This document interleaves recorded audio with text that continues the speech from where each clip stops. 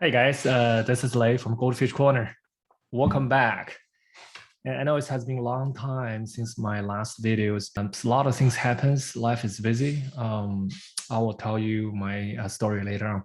But today I will talk about a history of goldfish, particularly just a simple Chinese painting, which has a very important role in the goldfish history. And I'm going to show you what it is, who painted, what's the history behind, and in general, I also want to teach you how to appreciate or how to read the traditional Chinese painting. Before that, I also want to do a little announcement. I want to come back to the YouTube and share the knowledge and mainly have interaction with my friends, but life is busy. So I'm thinking about it. I want to do something differently. I want to simplify my recording without fancy editing. Just to talk about it so it can save my time, but at the same time, it allows me to still posting the YouTube video. So please let me know how do you think the new way of my video making, and also feel free to give me the comment on the comment section. And also as usual, please subscribe my channel. The benefit is really one is to I know who you are on my subscriber, and also you always get the earliest notice of my community post and also the video. All right, let's jump in. So about a year ago, I posted this video, which is the history of Ranchu. This became a very popular YouTube video. It's actually top one on the Ranchu history on YouTube. And I talk about the origin of Ranchu, and everyone knows that Ranchu was developed from China as the Chinese eggfish. And this slides that I also used in my previous video, but there's a key fact or key document I only quoted here because I was not able to show the original document. It shows that it was documented in a Japanese goldfish book as Ranchu ancestor is displayed in the fish and weed painting in 1429 of the Ming Dynasty. What is this famous painting, fish and weeds? Can you show me? I have the same question. I have the same desire to see what is the ancient Chinese painting back to 1429. Over a year of contacting my friends in Japan and my friends in China, and also do my intensive online search, eventually, guess what? The good news is I found it.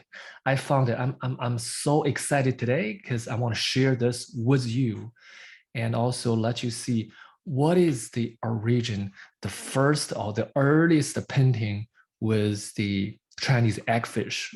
This is the pen. This is actually a manuscript scroll. So it's a scroll. So you know the scroll and you open it up and you can see the whole. This is a long rectangular painting. So before we dive into the Chinese eggfish, let me show you how to read or how to appreciate the Chinese painting. The way we read it is you read it from the right side, basically from this side, and then you read it from the right to the left. Let me zoom in here.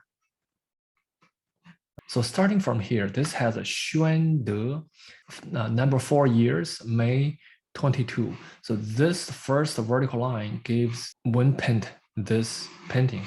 The second line vertically is give you, so this means gave to the Prime Minister, Mr.夏元吉. So the second line tells you what's the purpose of this painting. So, and they also has the empire stamp to show this is a real masterpiece made by the Emperor Xuande.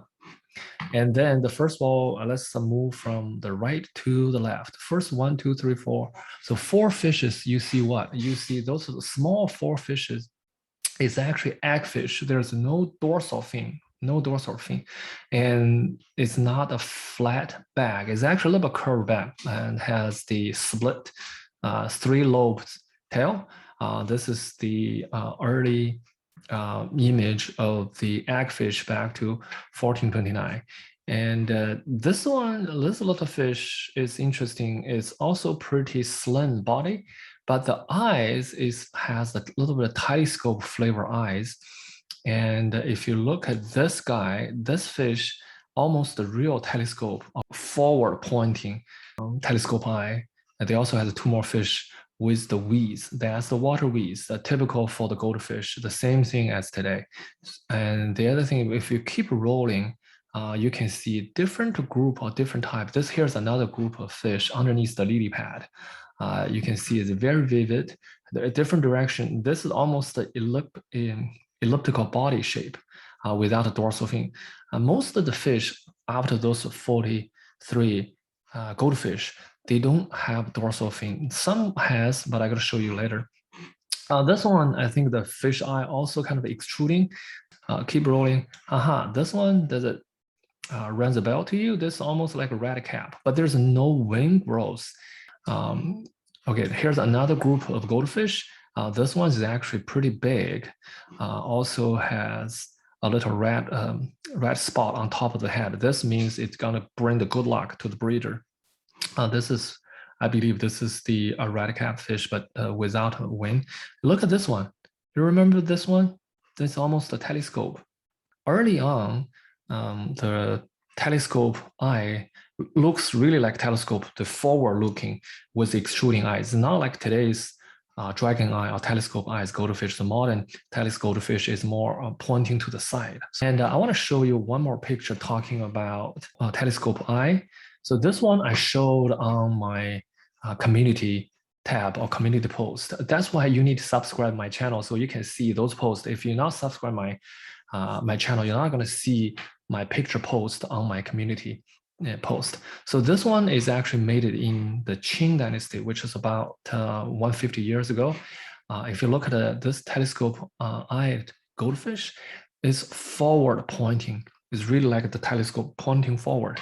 The modern telescope-eye goldfish is pointing to the side, right? All right, let me switch back. This is my telescope-eye goldfish. If you zoom in, you can actually see a tremendous detail. So this is also has the pattern. I don't think this is actually conical goldfish. I believe it's just a simple red and white color pattern. Again, I'll tell you why I don't have the color version. You see, there's no dorsal fin. This one actually, I think it has a little dorsal fin. See, this is a telescope eye, which is kind of makes sense. You know, the eggfish regular eye, and telescope has a dorsal fin fish. And this one also hiding in between the weed. This one swimming in a different direction.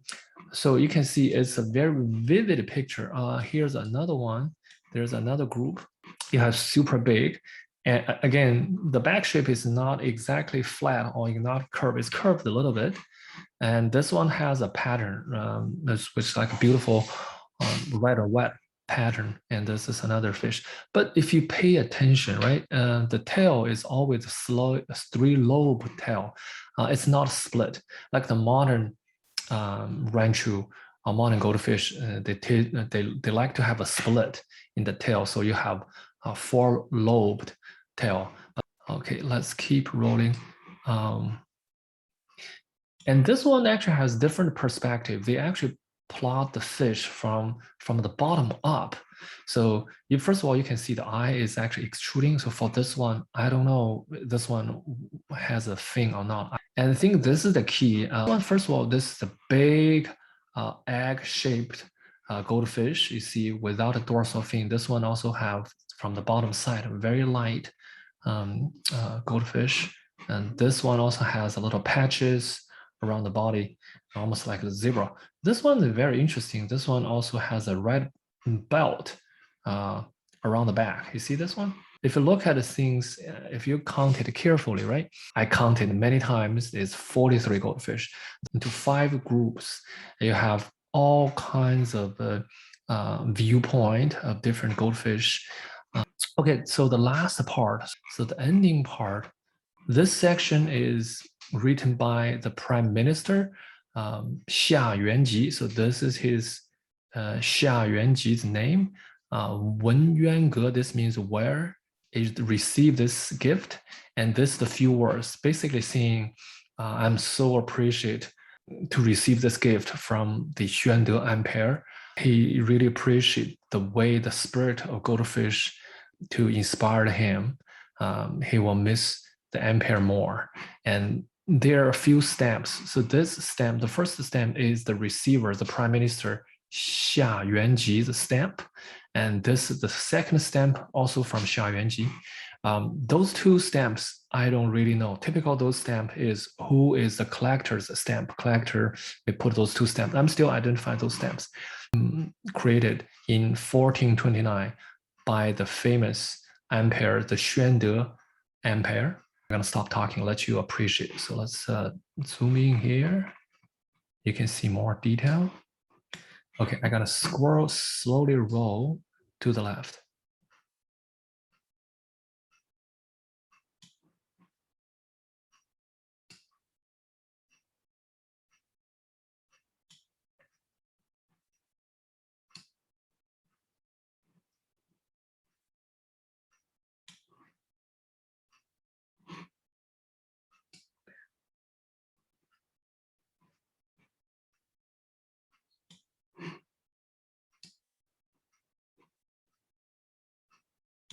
So next question, let's talk about the author, the painter. Who is the Xuande Emperor? The Xuande Emperor, he was born in 1399 and died in 1435. So this is him. He is the number 5 emperor of the Ming Dynasty. As a matter of fact, he is the only a few emperors in Chinese history that can paint as artist. He probably the only one in the Ming Dynasty as emperor who is skilled in the painting. He is very famous in animal painting. This masterpiece also created by the same painter, the Emperor of Xuande, or the Xuande Emperor. You can see this is his name.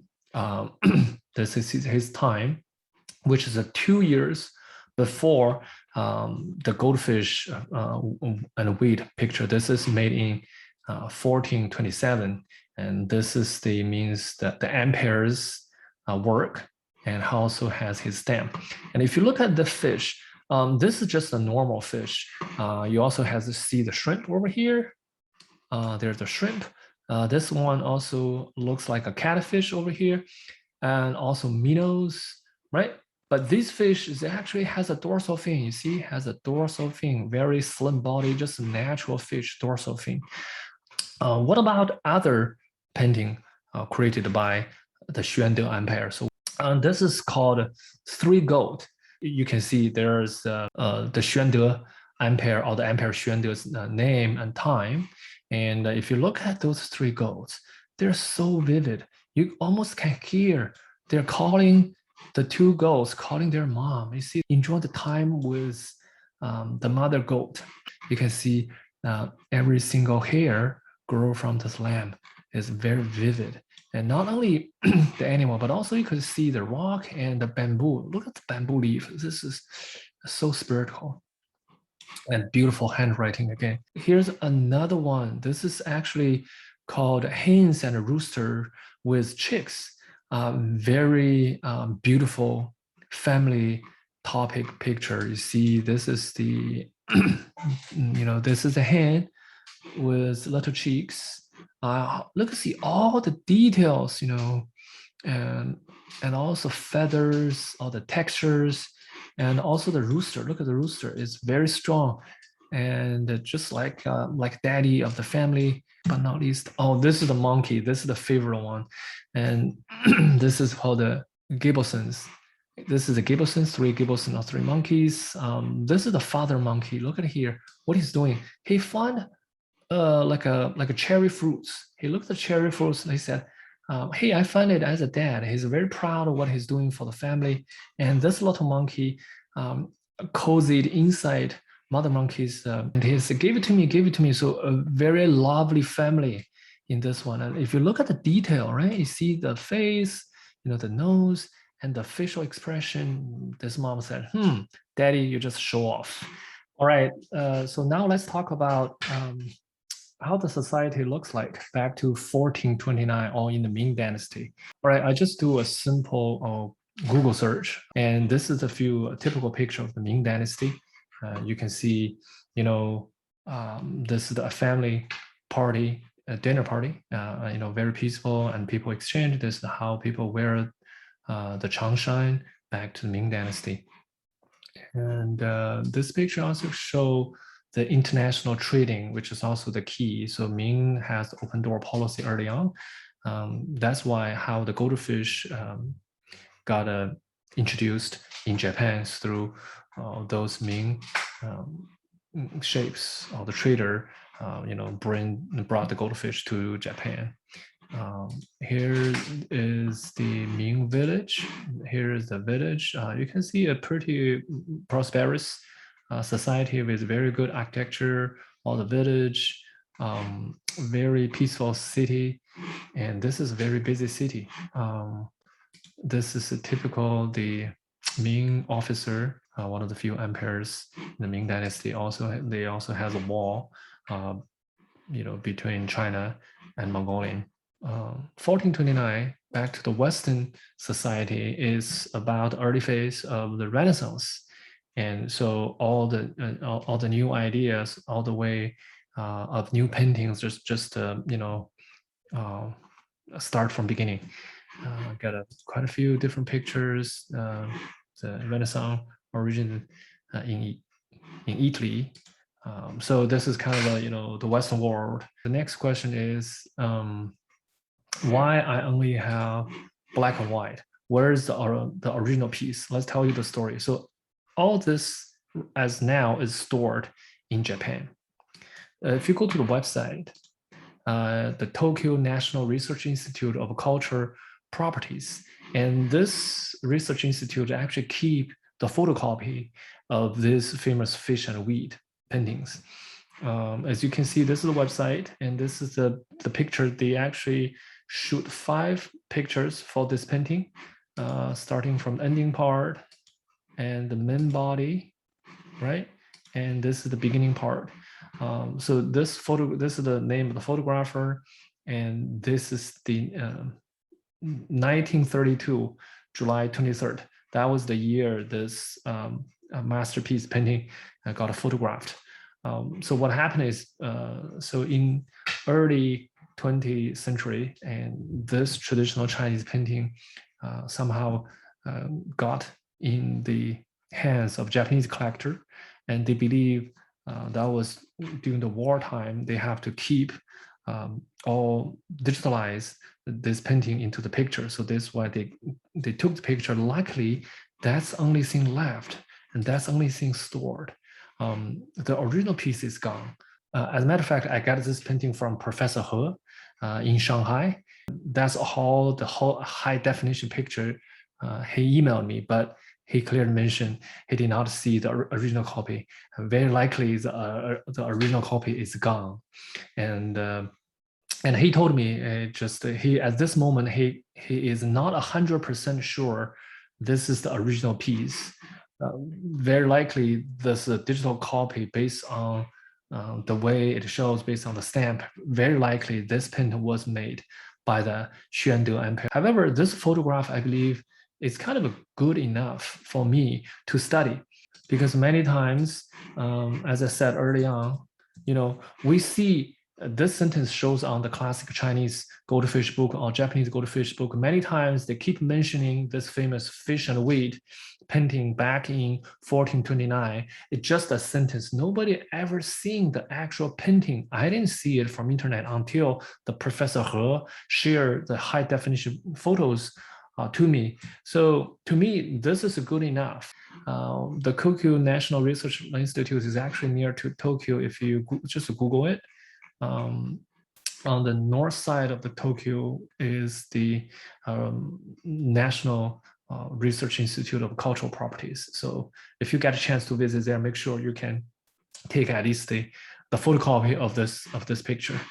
All right, guys, that's it for today. It's kind of a longer lecture than what I expected, but we talked a lot. We talked the history of the Ming Dynasty. We we learn how to read or appreciate Chinese traditional Chinese paintings, and also talk about the Ming Dynasty versus the Renaissance, almost happened in the similar time, and also talk about the story behind this painting, why it's black and white, why the original piece is missing. Again, and subscribe my channel. So the two things: one, you're gonna see my community post, and also you can get notification of every time that my video is available. All right, guys, hope you enjoyed today's video. I'll see you next time. Bye-bye.